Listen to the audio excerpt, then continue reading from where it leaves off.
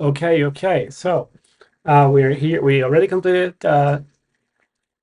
39, question 39. Write a Java program to create and display unique three-digit numbers.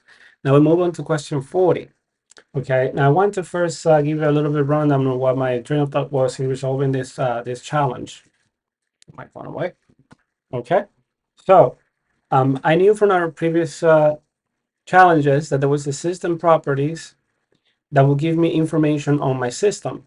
And there's a system property method that similarly gives you information on the system. Okay, if we run this code, you'll see that you will get here. This is my system version. Okay, and then I can get OS name, for instance. And there are many other keys that you can use with this method from the system class in order to, there we go, Mac OS X, in order to get information.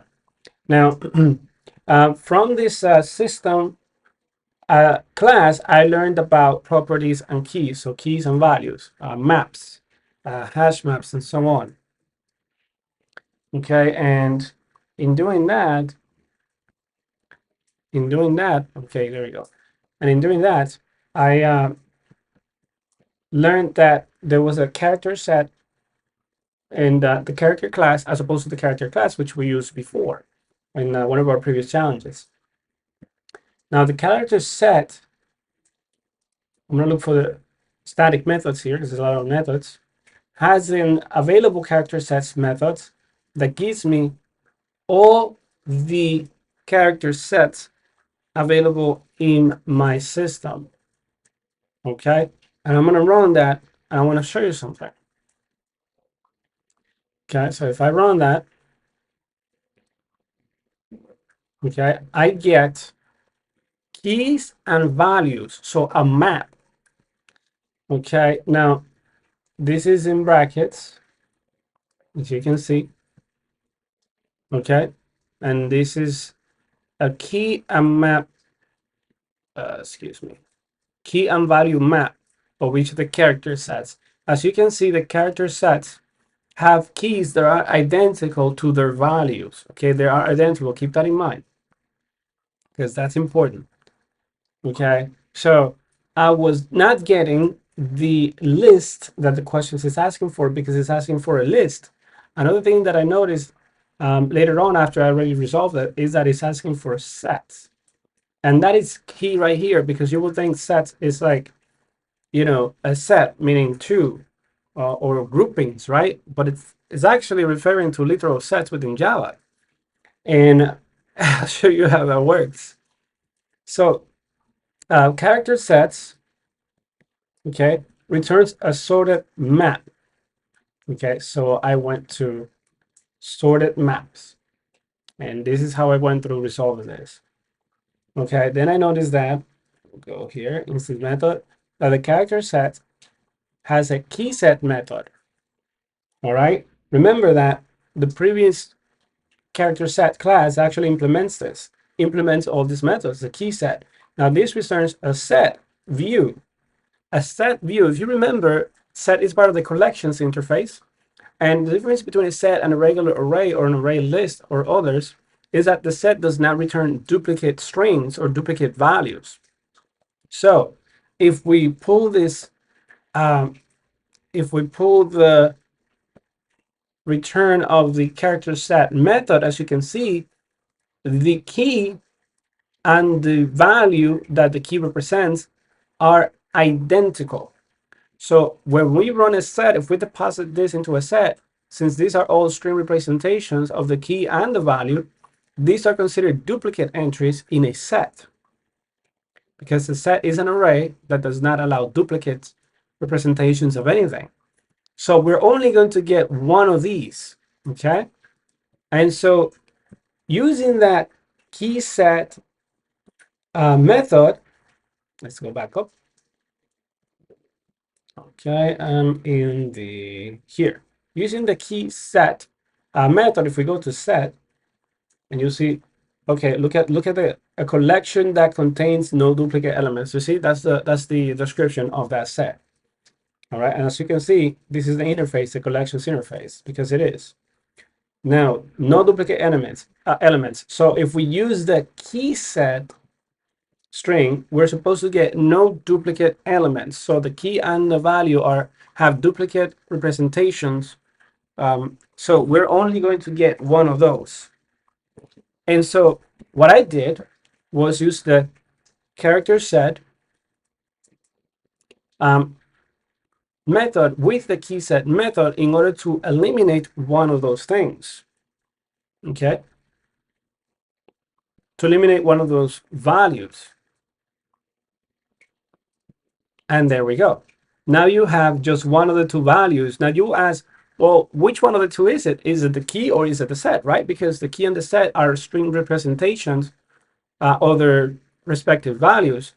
What you're looking at, even though that looks like the sets, meaning the values of the sets, right? The map set, these are actually the keys. Why? Because when you put these values into the set collection, it groups them into arrays and it checks first from left to right, right? We're going to check from left to right, the key first and then the value. And it's going to always read the key first. And even though the key is identical to the value, what we're seeing here is a string representation of the key, not the value itself on this particular set. Remember that the key set method that we just used to eliminate one of the two values into the set is returning a set. Okay, I hope that was not confusing. So we're actually looking what we're looking at is at the string representation of the key. Okay, and the string representation of the value that we saw before is eliminated from the view. So the set does not return that. Okay, I'm trying to, there we go. Okay. All right, so to make this a little easier to understand, I will go ahead and just show you again the outcome of this. This is the character sets without the key set method appended to it, right? You're going to get both the key and its value. So this mapped, this is what we call a map, as when you have a set of a key and a value. You have a key and a value. So when we apply the key set to these returned values, the key set method, because it returns a set view, is going to eliminate one of the two, and it's always going to eliminate the actual value representation, because it's going to read this one first. So that's what that means. That's why when you use this code right here, the key set, instead, you're always going to get only the key representation, string representation of this set. There you go. See? All right, now, so now what we're missing here is to list them like this. Okay, so how do we list them? Because we're not getting a list, as you can see. So if you come over here and you keep reading, you realize that this, let me go back to it. I think it's actually here. Let's see. Okay, now let me go over here. Let's go to set and sorted map. Okay, so the set, okay, the set interface implements or inherits from the iterable class the for each loop, okay, this method, okay, it actually inherits that. Here it is for each, and it performs the given action for each element of the iterable until all elements have been processed or the action throws an exception. Basically, it takes all the elements of the set and iterates over them and performs an action on each one. And so the way to get a list like this is to separate each element returned by the array here, or the set, that these methods create. So here is the code for that. And for each loop, we give it a string. Now remember that this code right here, the character set method and the key set method altogether, return a string representation of the values there that are deposited in this set. So we can deposit this each string representation into the key set. Now, right now at compile time, there is no array. There is no set. It doesn't exist yet, right? So when we run it at runtime, the available character sets from the character set class is going to produce a string of all the elements with a sorted map. So that's not enough. Then we apply the sorted map, the key set method, and the key set method will produce, which is inherited from the superclass, is going to produce a set view, and the set view is going to return the strings that we'll be able to deposit into the string, a variable called keys. If you don't use the key set method, is not going to produce strings, and you will not be able to use the string type variable in order to collect each iterable item or each iterable value that is returned by the key set. That's important to keep in mind. You can play around with the code. I did. I used the value also. Another method from the collections is called value of or values. And it was returning a sorted map. So I had to change that, right? So I figured that the key set returns the string elements or string representations of the element, so I could use a string here to keep it simple. And so now that I deposit each iterable element or string representation into this keys string variable, then I can work on each one of it as the description of the iterable says here. Okay, I can perform a given action. The given action is simply to print each one using the print line method, which leaves a line after each value is printed.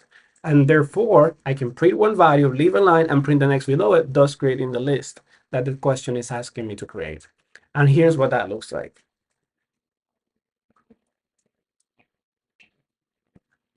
And there we go. Available character set, which with each character set. Okay, isn't that wonderful? Now, let's go back here. Oh, and look at this. Okay, this is without iterating over each one. This is just the set. As you can see, it has the square brackets, right? That means that that's an array. That set is producing an array of strings. Okay, and here's an array of strings, and since an array of strings is not listed, right, one underneath the other, so it's an array of strings. So since it is an array of strings that this key set is reducing, we can iterate over each particular string within that array and deposit it in the keys string, and then produce an operation on it, which in this case is to print out that particular value deposited into the keys variable. And that's how we solved question number 40. Thank you for watching.